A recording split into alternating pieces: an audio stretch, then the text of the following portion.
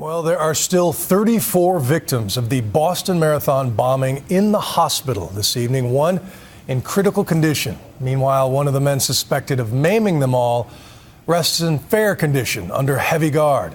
So much of the investigative energy is now focused on understanding why these two immigrant brothers could turn against the nation that took them in. And tonight, ABC's Dan Harris follows a complex and chilling trail left by Tamerlan Tsarnaev, the elder and apparent mastermind. For a while, the man police consider the mastermind of the marathon bombings seemed like a normal young guy, the kind who made videos of himself joking around in Russian and posted them on YouTube. Who liked to wear fancy clothes, who was considered a hotshot boxer.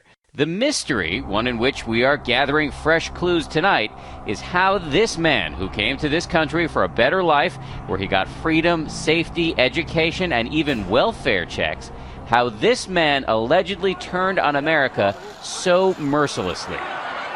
Tamerlan Tsarnaev didn't start out so menacing. Here he is as a baby on his mom's lap. That's his dad to the left. This is Tamerlan and his siblings.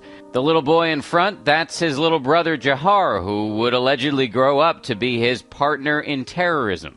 Tamerlan moved to America with his family from a poor and dangerous part of Russia at age 14. He went to a good high school and showed a lot of promise as a boxer. But things started to go wrong not long after he graduated from high school. This is a mugshot from when Tamerlan was arrested in 2009 for allegedly slapping his then-girlfriend.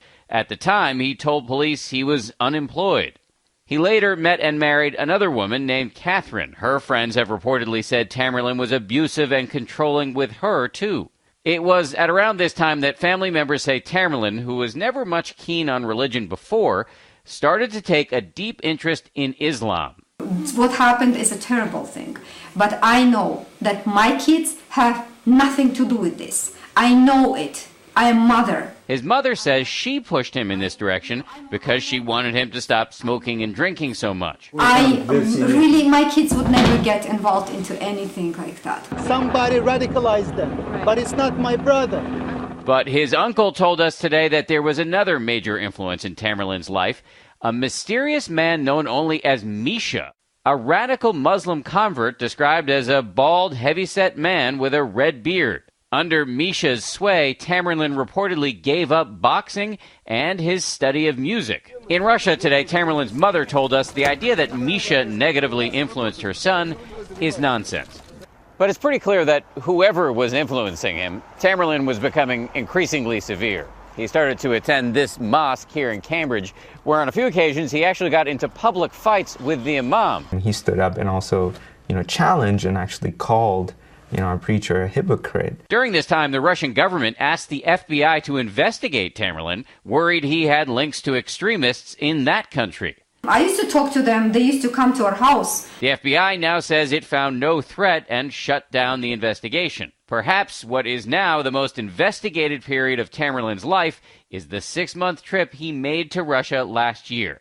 He went to his ancestral homeland, a region with a decades-long Muslim resistance against the central government. The FBI, which is now questioning Tamerlan's parents over in Russia, wants to know whether the young man was recruited or trained by any local Islamist groups during his time there. When he got back home, while he continued to subscribe to a conservative, angry brand of Islam, there was something not so traditional. Tamerlan was a stay-at-home dad, taking care of his 3-year-old daughter while his wife worked 80-hour weeks as a home health aide. The couple even went on welfare intermittently, most recently last year. But despite the fact that the American government was supporting him, and despite the fact that this country had given him so many opportunities, it appears that Tamerlan Tsarnaev started planning his attack several months ago. In February, he went to this fireworks store in Seabrook, New Hampshire. You just wanted the biggest, loudest stuff that we have in the store. Now in a hospital bed, Tamerlan's little brother Jahar reportedly says they learned how to make a bomb right off the internet. Days later, with police on their tail, they got into this gunfight with officers.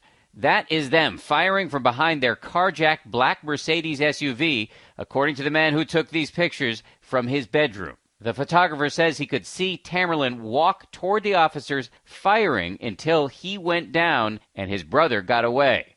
Remarkably, tonight ABC News has learned that police believe during this entire shootout, the semi-automatic pistol in Tamerlan's hand was the only gun the brothers had. That gun was later recovered at the scene of the shootout in Watertown, which means that all day Friday, as the city of Boston was shut down, the man holding it hostage, justifiably considered to be armed and dangerous, was, at least as far as police could tell right now, actually an unarmed 19-year-old curled up and bleeding in the back of a boat. Despite all the evidence, the boy's mother, who pushed them toward religion in the first place, believes they are innocent. My son was Muslim, that's it. Tonight, her younger son is facing a criminal charge of using a weapon of mass destruction, which could carry the death penalty, while Tamerlan lies in a Boston morgue.